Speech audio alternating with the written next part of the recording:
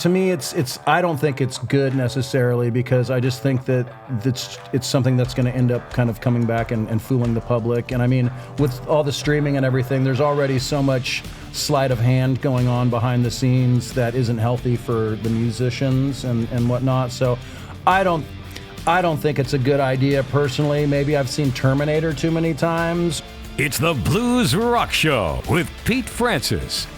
Welcome to the Blues Rock Show. I'm Pete Francis. Today, our special guest is Alastair Greene. He just released a successful new album, Standing Out Loud. Correct. How's it going? Good, man. Thanks for having me on. Appreciate it. So tell me about that title, Standing Out Loud. Well, that's an interesting question. And I was doing a lot of co-writing on this record. And one of the guys that I did some co-writing with was a guy that I met in Austin, who's a bass player named Mark Epstein. And Mark, if I can drop some names on you, played bass in the late 90s with Johnny Winter, and he also played bass with Joe Bonamassa in the early 2000s. And we'd met on a gig randomly, and we just kind of got together and started writing some songs. And we came up, with the music for this song, and I was like, man, I really want to come up with one of those titles that could be kind of taken two different ways. And there's a Steve Morse record called Outstanding in Their Fields. And I said, there's this Steve Morse record, Outstanding in Their Fields, and it could either mean they're outstanding in their fields or they're literally out, anyhow. So he's like, what about Standing Out Loud? I'm like, perfect. So we just kind of wrote a song around that. So that's how that one came about. And this is your first album with Roof Records. Correct. How did that come about? I've known, Thomas for a while, and I've seen him around, in Memphis at some of the, Blues Music Award events and stuff. And I've actually seen him in Germany a couple different times. I did a festival, 5-6 years ago, and he was at the festival, and I saw him and talked to him then. And then actually I opened some shows for Walter Trout probably a year and a half, close to 2 years ago, and he was doing the Roof Blues Caravan, and they're playing the place we were playing the next night, and so I went over early and talked to him, and we just kind of got to talking, and I'd already, put out the record, on Tab Benoit's label, and had the live record coming out, and he was like, well, man, if you want to, talk about doing a record, let's do that, and I was just like, man, I've been waiting for you to say that for 10 years now, so... Well, yeah, the album's great. I know it got a great review from us. Yeah, and, man. Too bad Slash put out a blues album and had to ruin your number one spot. I know. No, I say that occasionally at shows. I'm like, it was debuted at number 3 on the Billboard Blues charts behind Slash and Little Feat. So what are you gonna do? I mean, I think Slash is probably gonna be number 1 for the next year on the Billboard Blues charts. But no, I mean that's all good. So yeah. So Alastair, I was a big fan of Michael Jordan and the Chicago Bulls. Okay. And they came out to a pretty iconic song. I know where this is going. You used to play with the Alan Parsons Project. Correct. And you got to play the song Sirius. So I have to ask you. Yes. What was it like the first time you played that song on stage in front of a live audience? Oh man, well that was a great gig, and I was very fortunate to get to play with Alan for as long as I did. But the first time I played with him, I was actually subbing for the old guitar player Godfrey Townsend, and I grew up watching some sports and stuff like that, so of course I remember that. And when I was learning the songs, when I was subbing for Godfrey, I was like, oh, there's that song. It's kind of like, well, there's that. So it's great. I mean, you kind of get goosebumps when you hear that drone come in and people start going nuts. We'd always, when I was in the band, that would usually be like the last song before the encores. And so there was a big, you'd introduce the band and all that, and then the drone would start, and that little keyboard thing would happen, and yeah, I mean it was great. And every time that I got to play that song, I was like, I'm playing this song. I mean, that's like one of the ultimate hype songs. Oh yeah, no, and I mean every time you see any footage of the Chicago Bulls and Jordan and all that kind of stuff, and you hear that tune, and little known fact, if you'd like to hear a little known fact, this is one of the good ones, is I actually re-recorded a version of that with him because his old record label owned, half of all that stuff. And so he said, I want to re-record a version of this so that we can send it out so that it's a new version, but I want it to sound as close to the original as possible. And that way the old record label doesn't get that cut of that money. So I don't know, because I can't tell the difference, but sometimes when I hear it, it's like, that might be the one that I played on.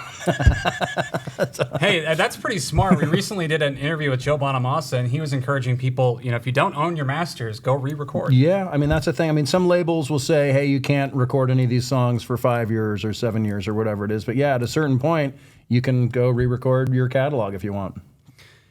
You're on the road touring a lot. Have been, yeah. What's your favorite thing about touring?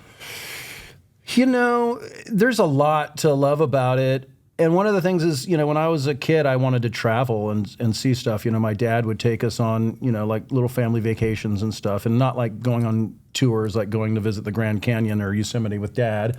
But it's, getting to travel and see places and experience things that a lot of people don't get to do, whether it's, food or different cultural things.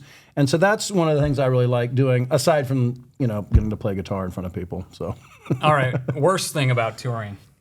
Worst thing about touring for me is I'm not a great sleeper already, just to start off with. So the main challenge for me is just getting enough sleep, and your body needs it. I mean, this sounds maybe nerdy, well, especially with you having to sing as well. Yeah, and that's a big deal, and so that's the main challenge for me, is making sure that I get the sleep, but that, other than that, I mean, it's pretty. I mean, if you make a conscious effort to stay as healthy as you can, I mean, there's going to be times where it's like, all right, I guess we're eating Subway again or whatever it is, but. Yeah, I mean, just kind of staying healthy. But if you put in the effort, it's not that hard. Let's go back to the beginning. How did you get started on guitar? On guitar, well, I played a few instruments before I played guitar. But by the time I started playing guitar, it was the mid-'80s. And I grew up north of Los Angeles. And so there was obviously back then, if people remember, a big hard rock, heavy metal scene in the 80s. And so, my first kind of favorite band was Iron Maiden when I was a kid. And so I played bass before I played guitar, and Steve Harris, the bass player from Iron Maiden, is phenomenal. And at a certain point, it's like, man, bass is cool, but maybe I want to play guitar. And, there was a handful of guys then that, after I started playing guitar for a while, I realized they had, maybe, second or third generation blues influences. And that's what I was hearing in their playing. So guys like Jakey Lee, who played with Ozzy and then went on and formed a band called Badlands, which was very Zeppelin-esque. And Vivian Campbell, who's in Def Leppard now, but he was in Dio and Whitesnake. Those guys had, they were into, Vivian was into Rory Gallagher and Gary Moore, and Jakey Lee was into, Jimmy Page and Jeff Beck. So that was kind of how I initially kind of got into that. And then once I started getting turned on to blues and blues rock, I was like, oh, well, that's where everyone got their stuff. And I just kind of never stopped going down that rabbit hole. So, Alastair, I ask pretty much everyone this question, and it's really fun to get everyone's answer. Everyone has an opinion on it. What do you feel makes a great guitar player? What do I feel makes a great guitar player? I don't think I've ever been asked that before.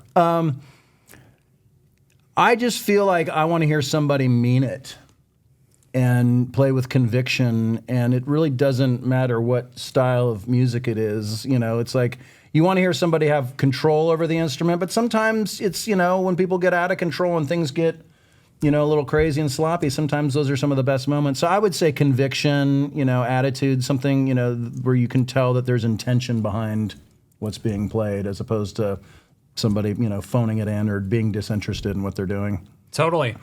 Who are some guitarists that inspire you? You want the whole list or just like the top 30? We'll take the short list. Take the short list. Well, again, I was influenced by, hard rock players. When I got into blues and blues rock originally, I mean, I'm still a huge fan of all these guys. I had a friend of my dad's loaned me a handful of records and was like, this is what you want to listen to.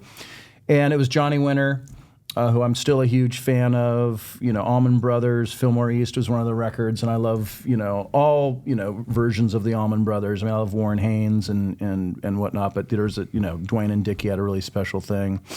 Hendrix, the first few Stevie Ray Vaughan records. So that was kind of my gateway drug, and B.B. King Live at the Regal was in those records too. So that was sort of like my gateway to kind of getting into blues guitar, and I still love all those players. And so, I kind of look at, like, there's the more, I guess you could say, traditional players that I really dig. Albert Collins is one of my favorites because you can just tell it's him when he's playing. I mean, he's got such an identifiable thing.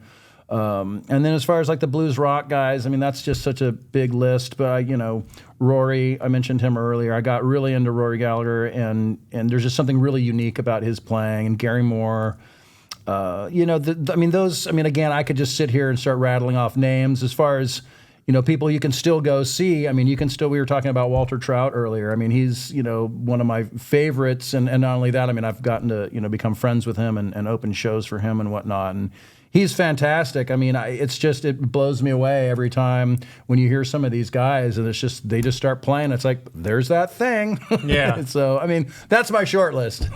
What are your thoughts on the current blues rock scene right now? Well, I think in a lot of ways it's healthy.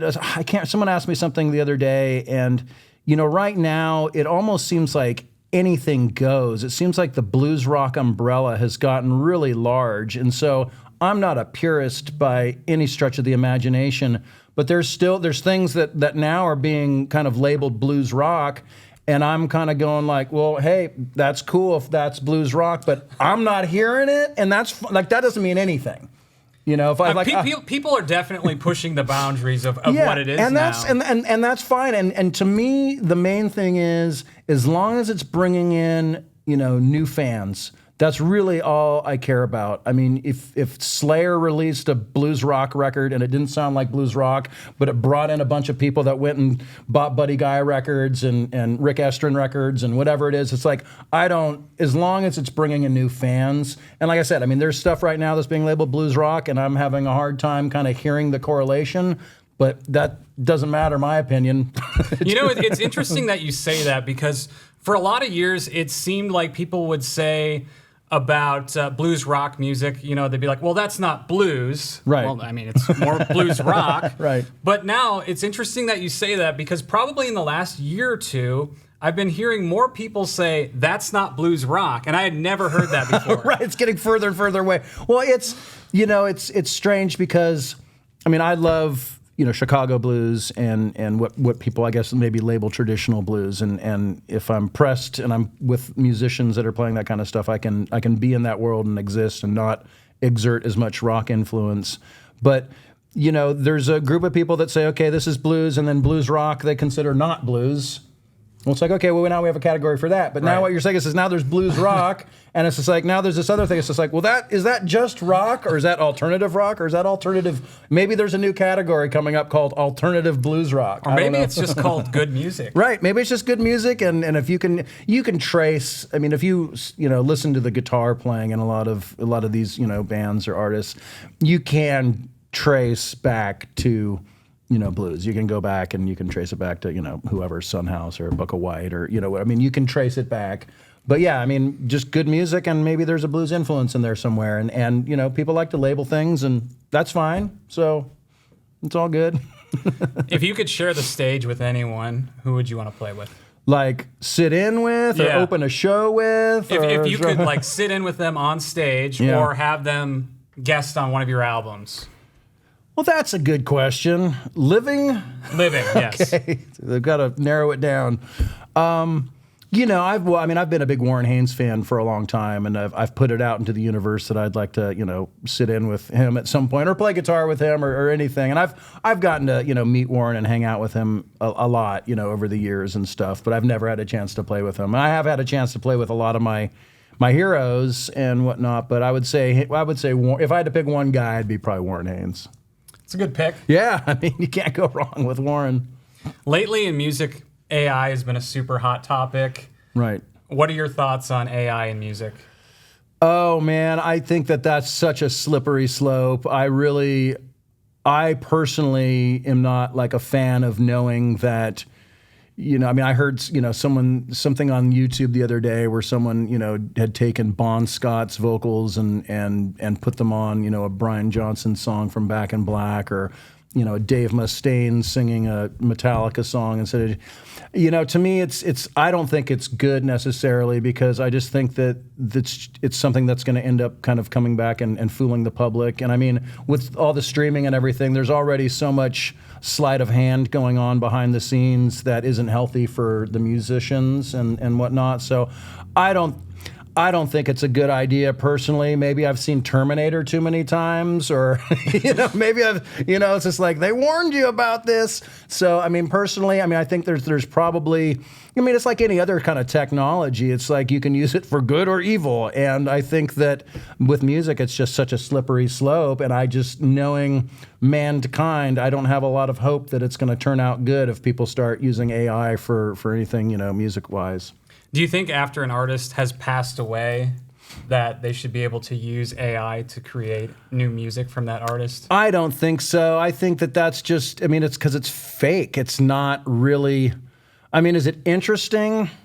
Maybe, but again, it's like a slippery slope, and who's to say that someone's not going to monetize it and turn it into something where then there's going to be lawsuits, you know what I mean?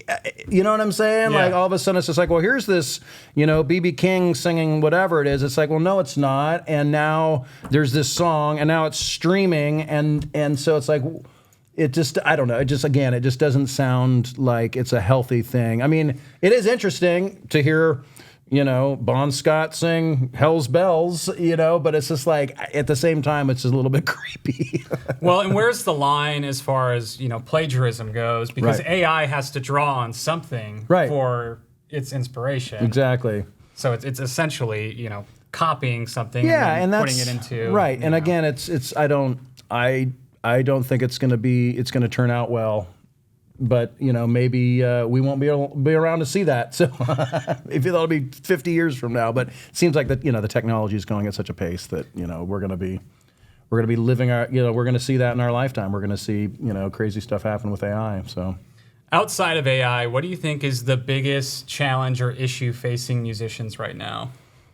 well, in this genre or in general, I think. Could be either. Well, there's a lot. This is a deep rabbit hole. I think one of the things, we can talk about streaming, and I'm not the hugest fan, but that ship sailed, as a lot of people like to tell me, unless there's some major legislation that comes around that helps get musicians paid or whatever.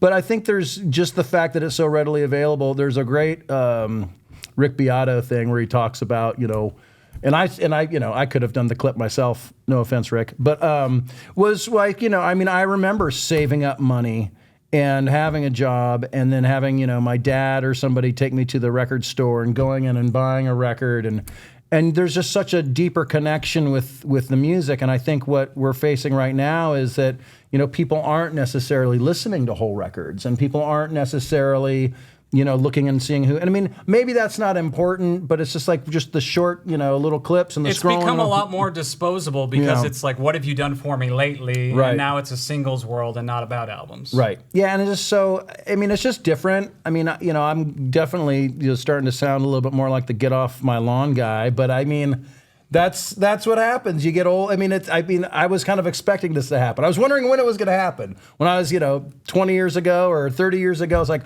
when am I going to turn into the get off my lawn guy? Well, it happened. What's next for you? What's next for me? Well, we're going to be touring a little bit more this summer here in the States. I'm getting ready to go back over to Europe in a few weeks. I'm going to do another leg of the Roof Records Caravan tour.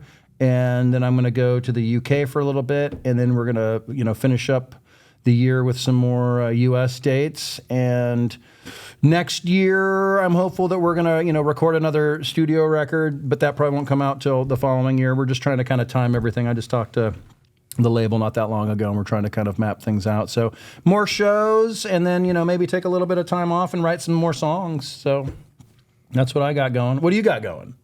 A lot going. More interviews, more albums to review, more albums to review than we can possibly review. I know, you guys probably get inundated with that it's stuff. It's busy, but that's a good thing, and Absolutely. I think it speaks to the health of the genre right now. Absolutely. A lot more people are getting interested in this music, and that's a great thing. It's always a good thing, yeah, for sure.